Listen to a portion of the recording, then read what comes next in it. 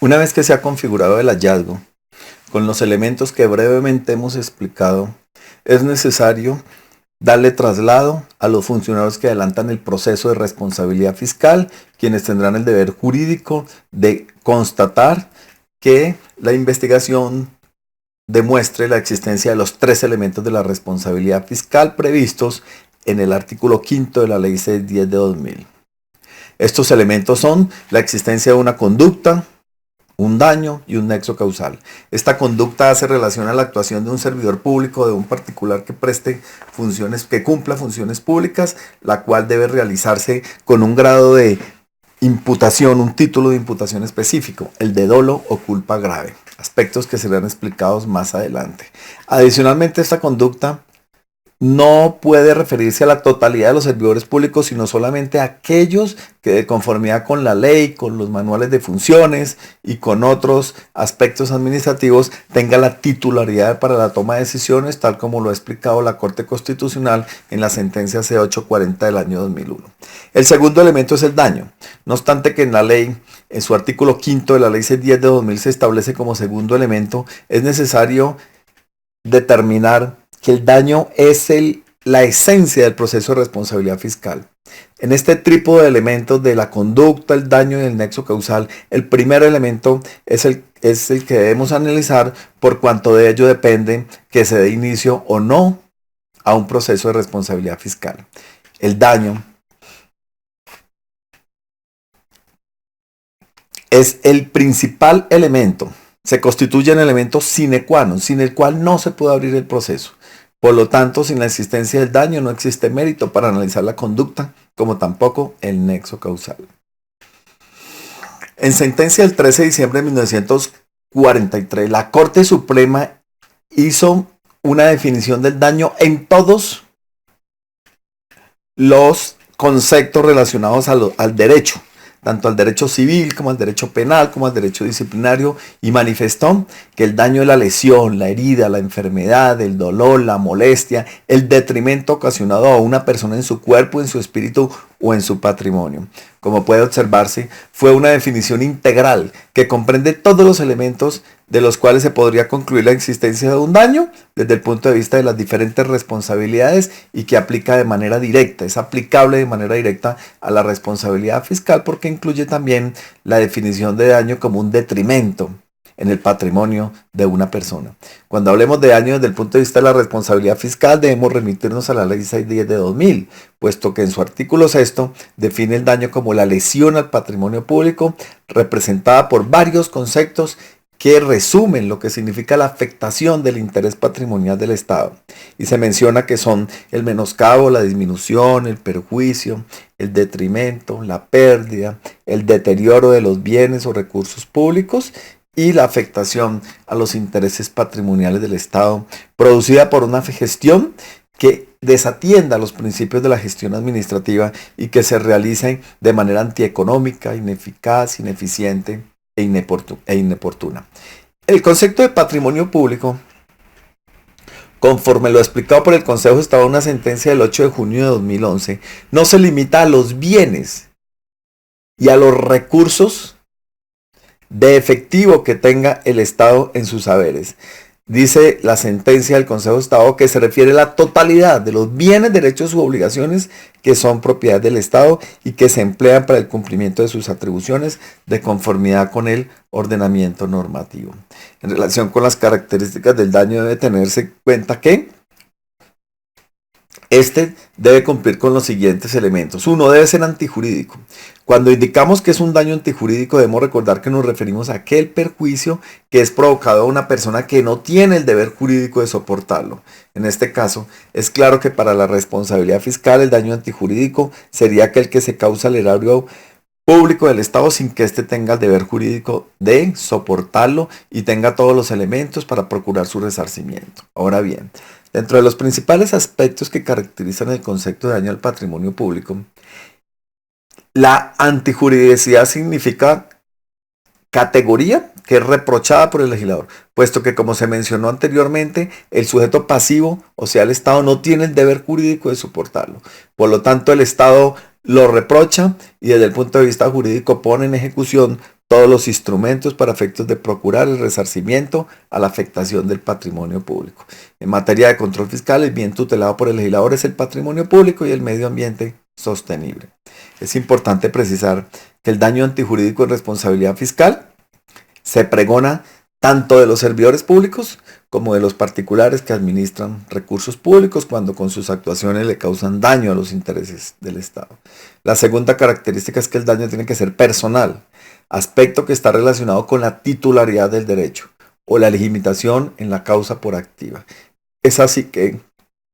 para efectos de la responsabilidad fiscal, el titular del derecho es el propio Estado. La tercera característica consiste en que el daño tiene que ser cierto. Por lo tanto, no se admiten daños futuros. Tiene que ser cierto, presente y consolidado. Sobre este aspecto debemos traer a colación el concepto 70 del 23 de enero del año 2001, citado en el concepto 9273 del 14 de febrero de 2006 de la Contraloría General de la República, en el que se hace referencia al daño explicando que este es cierto cuando a los ojos del juez aparece con evidencia que la acción lesiva de la gente ha producido o producirá una lesión patrimonial o moral en el demandante. Es claro que esta es una de las tantas características del daño, toda vez que puede ser cierto, pero se requiere que a su vez que éste se haya causado efectivamente un perjuicio económico o patrimonial al Estado. Así lo entendió la Corte Constitucional en la sentencia SU 620 de 1996, en donde expuso que para la estimación del daño debe acudirse a las reglas generales aplicables en materia de responsabilidad. Por lo tanto, entre otros factores que han de valorarse, debe considerarse que aquel ha de ser cierto, especial, normal y cuantificable con arreglo a su real magnitud. En el proceso de determinación del monto del daño, por consiguiente, ha de establecerse no solo la dimensión de este, sino que debe examinarse también si eventualmente, a pesar de la gestión fiscal irregular, la administración obtuvo o no algún beneficio. De lo extractado, podemos señalar que respecto del daño debe analizarse si la derogación o menoscabo, pese a ser antijurídica, generó algún beneficio para el Estado. Un ejemplo de ello sería aquellas reglas generales donde el Estado no puede realizar gastos, mejoras en predios de propiedad de particulares, puesto que esta conducta implicaría un beneficio para el particular y como consecuencia de ello se estaría lesionando el patrimonio público. Sin embargo, tal situación está permitida en la Ley 1523 de 2012, por medio de la cual se adopta una política nacional de gestión del riesgo de desastres y se establece el Sistema Nacional de Gestión del Riesgo de Desastre. Entre otras disposiciones, de acuerdo con esta ley, en caso de calamidad pública o desastre, el Estado está autorizado para realizar obras o acondicionamientos en los bienes de propiedad particular. En este tipo de situaciones generan un beneficio para el Estado. Y en esta medida, no obstante que la inversión se realizó sobre un bien privado que en principio está prohibido por parte de la legislación, se podría concluir que sí se generó un beneficio y por lo tanto el daño acaecido no merece juicio de reproche. Se podría considerar que es un daño jurídicamente aceptado y no cumpliría el requisito de la antijuridicidad. Como cuarta característica tenemos que el daño debe ser cuantificable. Debe ser debidamente establecido el monto del daño, en principio estimado y una vez se falle, debidamente establecido cuál es el valor sobre el cual el responsable fiscal debe resarcir el daño causado al Estado. Es claro que el daño debe versar sobre presupuesto público, lo que convierte la cuantía en una cualidad indispensable, toda vez que requería para el inicio de un proceso de responsabilidad fiscal, sea este ordinario o verbal. La quinta característica está relacionada con que el daño debe ser pasado o presente. La Contraloría General de la República, en el citado concepto, realizó una explicación sobre el por qué el daño debía ser pasado y no futuro, concluyendo que en principio el daño pasado es un hecho que existe porque ya ocurrió. El problema general en muchos casos es en cuantificarlo, mientras que cuando se habla de daño futuro, este resulta ser más complejo, puesto aquí se requiere de la certeza, y como estamos frente a un hecho futuro, la certeza es relativa, más no absoluta. Es así que, dado los aspectos de estos dos tiempos en responsabilidad fiscal, no sería dable, en principio, iniciar un proceso de responsabilidad fiscal por el daño futuro, ya que podría estarse frente a una injusticia, puesto que se iniciará un proceso en contra de alguien por un daño que aún no se ha producido. La sexta y última característica es que el daño debe ser especial. Esto significa que el daño se debe haber originado por la gestión fiscal, o sea, la actuación de un servidor público que tiene la capacidad para la toma de decisiones. Es comprensible entonces que el daño que se origine por otro tipo de actuaciones diferentes de la gestión fiscal deberán ser resarcidos a través de otras acciones. Ahora mencionaremos algunos tipos de daño. No obstante que tenemos claro que pueden existir diferentes características y tipos de daño, citaremos algunos ejemplos simplemente para facilitar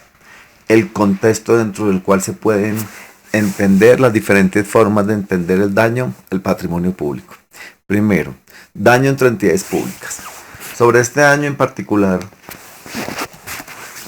la Sala de Consulta y Servicio Civil del Consejo de Estado se pronunció a través del concepto del 15 de noviembre de 2007 en el que expresó que, comillas, de acuerdo con lo dispuesto en las leyes 42 de 1993 y 610 de 2000, en concordancia con el Estatuto Orgánico del Presupuesto, cuando una entidad u organismo de carácter público paga a otro de su misma naturaleza una suma de dinero por concepto de multas, intereses, demora o sanciones, se produce un daño patrimonial. Dicho daño puede dar lugar a responsabilidad fiscal de gestor fiscal comprometido, cuando en el proceso de responsabilidad se pruebe que existió una conducta dolosa o gravemente culposa y el nexo causal entre esta y el daño. El pago que una entidad u organismo público efectúe por estos conceptos a otra de su misma naturaleza presupuestal y contablemente es un gasto que merma su patrimonio y no una mera operación de transferencia de recursos entre entes públicos. El principio presupuestal de unidad de caja no exime de responsabilidad fiscal al gestor fiscal que con su conducta dolosa o gravemente culposa genere costos injustificados con cargo a la entidad u organismo, como sería el caso del pago de intereses de mora, multas o sanciones, cerramos comillas. Cabe destacar que este concepto surgió a raíz de un debate jurídico que se suscitó con la expedición de unos autos de archivo por parte de la Contraloría Distrital de Bogotá, donde se decidió que el pago de una multa de una entidad a otra no generaba ningún daño entre entidades, ya que esto se consideraba una transferencia de recursos que realizaba una entidad pública a otra de la misma naturaleza. Esta situación fue objeto de diferentes análisis, hipótesis, que fueron debidamente analizados y que terminaron con el pronunciamiento del Consejo de Estado, el cual hoy es la última posición o criterio jurídico conocido. De otra parte, al no compartir la Auditoría General de la República la tesis mencionada, interpuso primero una acción popular y posteriormente recurrió al Consejo de Estado para que conceptuara sobre el daño entre entidades, indicando que efectivamente no solo existe un daño, sino que también se origina la responsabilidad fiscal de los gestores fiscales que en su conducta dolosa o gravemente culposa hayan generado dicho daño. Segundo, daño por sobrecostos. Esta clase de daño ha dado origen a diversas investigaciones fiscales, toda vez que muchas entidades adquieren bienes y servicios o ejecutan obras con sobrecostos o sobreprecios. Para determinar la existencia de los sobrecostos, la Contraloría General de la República en concepto 433 del 14 de febrero de 2001 señaló que las cotizaciones por sí solas sobre un mismo producto no tienen mayor mérito. Es así que para tener un verdadero valor probatorio debía cotizarse el bien de las mismas características y condiciones en las mismas circunstancias de tiempo, modo y lugar. Por otro lado, la Contraloría General de la República en su concepto 3038 del 31 de agosto de 2011 reconoció que al demostrar el sobrecosto es una tarea compleja dentro de un ejercicio auditor e inclusive del proceso de responsabilidad fiscal. Es por ello que surge la necesidad de analizar diversos aspectos, tales como las condiciones que en su momento hizo la administración para justificar no solo el costo, sino el proceso contractual como unidad, las condiciones económicas del contrato, calidades y especificaciones técnicas de los objetos contratados, el lugar de la prestación de servicios, entre otros. El Instituto Anticorrupción, por su parte, en el artículo 119, estableció una solidaridad para los procesos de responsabilidad fiscal, acciones populares y acciones de repetición, en los que se demuestre la existencia del daño patrimonial para el Estado proveniente de sobrecostos en la contratación y de otros hechos. en los cuales será responsable solidariamente el ordenador del gasto de la entidad pública o entidad contratante con el contratista. Además de la disposición anterior, el Estatuto Orgánico otorgó facultades de investigación orientadas en especial a la demostración de los sobrecostos, tales como ordenar y solicitar la exhibición de libros contables, comprobantes y documentos de contabilidad o atender requerimientos, esto con el fin de que sirvan como prueba para la determinación de sobrecostos en la venta de bienes y servicios a las entidades públicas o privadas que administren recursos públicos. Tercero, daño por la pérdida de bienes de inventario. Este tipo de daño solo se predica sobre aquellos bienes que se encuentren en custodia en el almacén y que aún no han sido entregados para su uso o funcionamiento. La función de custodia, como ya lo hemos mencionado, es una de las actividades que se encuentra en curso dentro de lo que se considera como gestión fiscal. Es por ello que a partir del momento en que se extravía un bien que está bajo custodia del almacén, dará paso a una investigación fiscal. Es de precisar que en caso de pérdida de elementos que no estén bajo custodia del almacén y que le han sido asignados al servidor público con el fin de que éste desarrolle sus funciones, no constituye gestión fiscal y por lo tanto no da lugar a la responsabilidad fiscal, puesto que será mediante otro tipo de mecanismos administrativos que se procederá a obtener el reintegro de los elementos extraviados. Lo mencionado tiene su fundamento legal en el artículo 7 de la Ley 6 de 2000, en el que se enfatiza que solo se pregona responsabilidad fiscal cuando el hecho derive de actos propios de la gestión fiscal. Daño por entrega de subsidios. Respecto de este año debemos mencionar que la Contraloría General de la República, a través de un concepto 1141001668 del 21 de julio de 2001, había señalado que con la entrega de recursos destinados para subsidios de vivienda se perdía la potestad de costetar su debida ejecución, ya que al ser destinados a programas de vivienda de interés social, la naturaleza pública de estos recursos se perdía, ya que según el criterio de ese órgano de control, los dineros salían del ámbito público por pertenecer al ámbito privado. Este criterio fue cambiado a través del concepto IE 627 del 13 de enero de 2009, donde la Contraloría, después de realizar un análisis sobre el tema, concluyó que los recursos destinados a los subsidios de vivienda sí son objeto de control fiscal, como también la ejecución de los mismos.